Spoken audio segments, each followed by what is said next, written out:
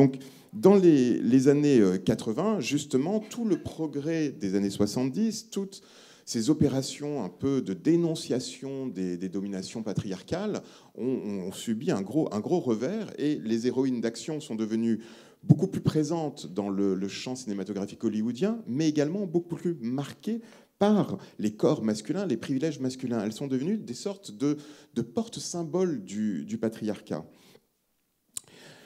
Et puis dans les années 2000, je vous ai dit, j'irai très très vite. Et puis donc dans les années 2000, en fait, justement avec Quentin Tarantino, on rentre dans une époque beaucoup plus trouble, beaucoup plus compliquée, dans lequel le high trash, en fait,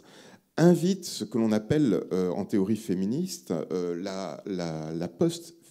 le post-féminisme, qui pose problème dans le sens où il y a toute une ambiguïté à travers le fait que ces corps féminins sont revendiqués comme étant d'abord de façon totalement standardisée féminin, avec une grande insistance sur la beauté plastique, avec une grande insistance sur le jeunisme. Ce sont des corps qui sont tout le temps jeunes, il y a une promesse de jeunisme éternel, et également des films dans lesquels le capitalisme a énormément investi. Ce sont donc des corps qui sont beaux à regarder et qui sont des objets d'une immense valeur, et qui sont mis d'ailleurs en lien avec non seulement les budgets qui explosent des films dans lesquels ces corps apparaissent, mais aussi toutes les cascades avec les placements de produits, d'objets très sophistiqués, très technologiques, de plus en plus chers, qui sont montrés autour de ces corps.